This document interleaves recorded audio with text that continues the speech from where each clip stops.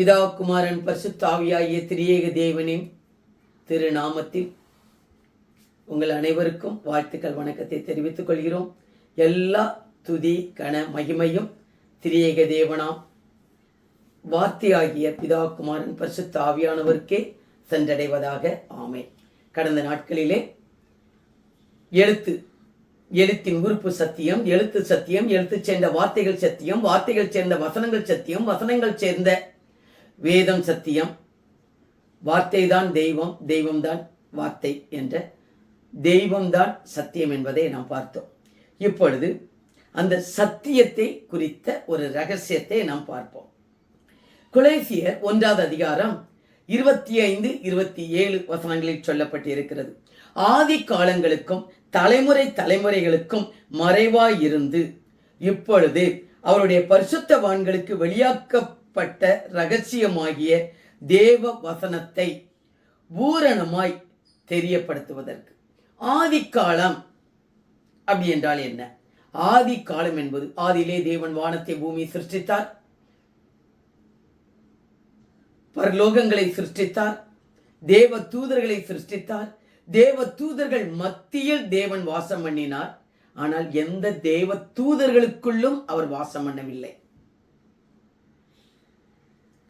தலைமுறை என்பது Abraham to மலாச் வரைக்கும் நீங்க பார்த்தீங்கன்னா தேவன் வருவார், நல்லது செய்வார், யுத்தம் பண்ணுவார், என்னென்ன செய்யணுமோ மக்களுக்குள் இருந்து செய்து கொடுப்பார், அவர் போயிடுவார். ஒரு எப்தா மேலே இறங்குவார், யுத்தம் பண்ணுவார், போயிடுவார். அவர் ஒரு சிம்சோன் மேலே இறங்குவார், அவர் ஒரு பச்சை கழுத தாடை எலும்பு எடுத்து அவர் ஆயிரமா ஜனங்களை ஒரு சின்ன கழுதைக்கு எவ்வளோ காணும் இருக்கும் தாடை எலும்பு.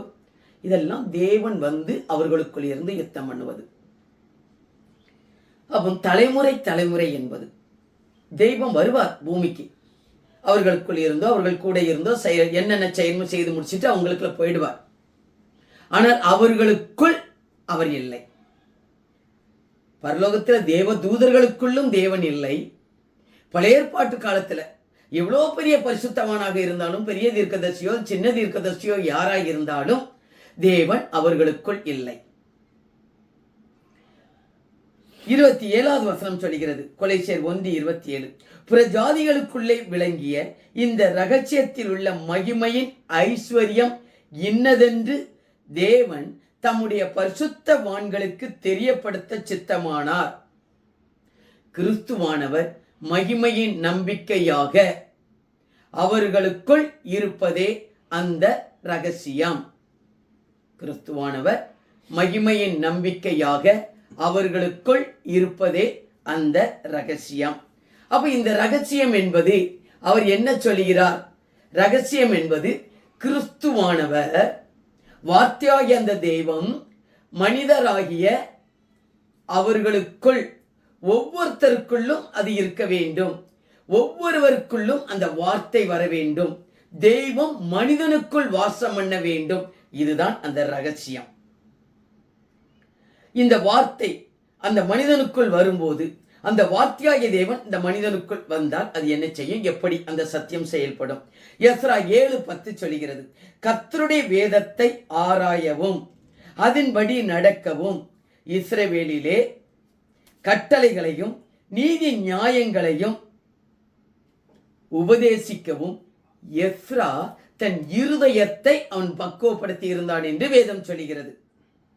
கர்த்தருடைய வேதத்தை ஆராயணும். முதல்ல கர்த்தருடைய வேதத்துக்குள்ள என்ன இருக்கு அதை சும்மா படிக்க கூடாது. படிக்கிறவங்க எல்லாம் பரலோகம் போவானீங்கன்னு எங்க எழுதப்படலை. ஜெபிக்கணும், ஜெபம் முக்கியம்.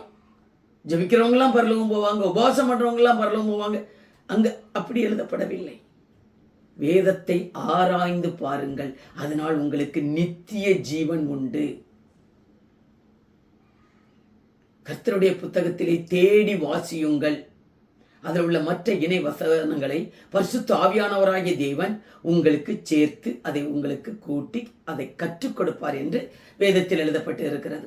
எஸ்ரா அதைத்தான் சொல்கிறார், கர்த்தருடைய வேதத்தை ஆராயவும் அதன்படி நடக்கவும். ஆராயிறது பெரிய விஷயம் அல்ல, போதிக்கிறது பெரிய விஷயம் அல்ல, பிரசங்கிப்பது பெரிய விஷயம் அல்ல, அதன்படி நாம் நடக்க வேண்டும். சொல்றதை செய்யணும், செய்யறதை சொல்லணும். அதன்படி நடக்கவும் இஸ்ரவேலிலே கட்டளைகளையும் நீதி நியாயங்களையும் உபதேசிக்கவும் எஸ்ரா தன் இருதயத்தை பக்குவப்படுத்தி இருந்தாராம். அந்த மனசு ஒரு பக்குவத்தில் இருக்கணும். அந்த மனசு, உள்ளம், ஆத்மா நன்றாக இருக்கணும். எப்பொழுதும் ஆத்மாவை சந்தோஷமாக வச்சுக்கணும். அதனால தான் அப்போஸ்தலனாகிய பவுல் சொல்கிறார், எனக்கு வாழ்ந்திருக்கவும் தெரியும், தாழ்ந்திருக்கவும் தெரியும், எந்த சூழ்நிலையிலும் மனரம்யமா இருக்க நான் கற்றுக்கொண்டேன் என்று அவர் சொல்கிறார். அப்போ மனசை ரம்யமா வச்சுக்கணும், கவலைப்படக்கூடாது. உள்ளம் நல்லா இருந்தாதான் ஆட்டுக்குட்டியானவருடைய ஜீவ புத்தகத்தில் பேர் எழுதப்பட படிக்கும். ஆட்டுக்குட்டியானவருடைய ஜீவ புத்தகத்தில் பேர் எழுதப்பட்டால்தான் நம்ம புதிய எருசலேமுக்குள் கடந்து போக முடியும். அதுல நம்ம கவனமா இருக்கணும். அப்போ அந்த உள்ளம் மக்களுக்கு போதிக்கிறதுனாலும் சரி, பிரசங்கிக்கிறதுனாலும் சரி, உள்ளத்துல கள்ளங்கபடி இல்லாமல் வேத வசனத்தினால் நிரப்பணும். அதுதான் தெய்வம் நமக்குள் வந்து இருந்து, எந்த அளவுக்கு வேதம் நமக்குள் இருக்கிறதோ அந்த அளவுக்கு ஆவியானவர் நமக்குள் இருந்து அவர் பேசுவார். அப்ப ஆவியானவர் நமக்குள் இருந்து பேசுவது இது ஒரு பெரிய விஷயம், ஒரு பெரிய ரகசியம். அதுதான் ரகசியம். அப்ப ஆவியானவர் நமக்குள் வந்து இருக்க வேண்டுமானால் ஆத்துமாவுல இந்த வார்த்தை நம்ம ஆத்துமாவுல இருக்கணும். சங்கீதம் 37:31 சொல்கிறது, அவர் தேவன் அருளிய வேதம் அவன் இருதயத்தில் இருக்கிறது, அவன் நடைகளில் ஒன்றும் பிசகுவதில்லை. அவன் தேவன் அருளிய வேதம் எங்க இருக்கணும்? இதயத்துல. இந்த காத்துல வாங்கி இந்த காத்துல விட்டுறக்கூடாது, இந்த காத்துல வாங்கி இந்த காத்துல விட்டுறக்கூடாது, ரெண்டு காத்திலையும் வாங்கி மூளையில சேர்க்கக்கூடாது. அறிவு பெருத்தவன் நோவு பெருத்தவன் ஆகி விடுவான். ரெண்டு காத்திலையும் வாங்கி ஆத்துமாவுல இதயத்தில் வைத்து அதை நம்ம மக்களுக்கு சொல்லணும். அவன் இதயத்தில் இருக்கிறது, அவன் நடைகளில் ஒன்றும் பிசகுவதில்லை. உன் ஆத்துமாவுல வேதம் இருக்குமானால் கண்டிப்பா நீ எங்க போற, என்ன பேசுற, என்ன செய்யற, உன்னோட பழகிறவங்க யாரு, இருக்கிறவங்க யாரு, வர்றவங்க யாரு, எல்லாத்தையும் உன் உள்ளத்தில், ஏன்னா தேவன் தங்குற இடம் ஆத்துமா, அதுல இருந்து நமக்கு கற்றுக் கொடுக்கிறார். மல்கியா 2:6 வேதம் சொல்லுகிறது, சத்திய வேதம் அவன் வாயில் இருந்தது. அப்ப ஆத்மாவுல வேதம் இருக்கணும், ரெண்டாவது வாயில வேதம் இருக்க வேண்டும். சத்திய வேதம் அவன் வாயில் இருந்தது, அவன் உதடுகளில் அநியாயம் காணப்படவில்லை, அவன் என்னோடே சமாதானமும் யதார்த்தமுமாய் சஞ்சரித்து அநேகரை அக்கிரமத்திலிருந்து திருப்பினான். அப்ப சத்திய வேதம் ஆத்மா, உள்ளத்தின் நிறைவு வாய் பேசும். அந்த உள்ளத்திலிருந்து அந்த வாய்க்கு அந்த சத்தியம் வரும். அந்த வாயில அந்த சத்தியம் இருக்கும்போது உதடுகளில் அநியாயமா பேச மாட்டோம், வேதத்தை கூட்டி குறைச்சி பேச மாட்டோம், சத்தியத்தை சத்தியமா பேசுவோம். கூட்டி குறைச்சி பேசினா கூட்டி பேசுறவனுக்கு வியாதி வந்துடும், குறைச்சி பேசுறவனுக்கு பரலோகத்துல பங்கு குறைஞ்சிருன்னு வெளிப்படுத்தல எழுதப்பட்டு இருக்கிறது. அப்போ அநியாயம் காணப்படுவதில்லை, அவன் உதடுகளில் அநியாயம் காணப்படுவதில்லை, அவன் என்னோடே சமாதானமும் யதார்த்தமுமாக, கட்டுக்கதைகள் அல்ல, யதார்த்தமா சத்தியத்தை சத்தியமாய் அவன் பேசுவான். அநேகரை அக்கிரமத்திலிருந்து அவன் திருப்புவான். உள்ளத்துல வார்த்தை இருந்தா அது வாயின் வழியாக வரும். வாயின் வழியாக வரும்போது அக்கிரமக்காரன் யாரும் பரலவும் போக முடியாது. இதயத்துல நல்ல எண்ணம் சிந்தனை இல்லைன்னா போக முடியாது. அதுல இருந்து மனிதர்களை அவர்கள் விடுவிக்கிறார்கள். அடுத்தது சரீரத்தில் வேதம்.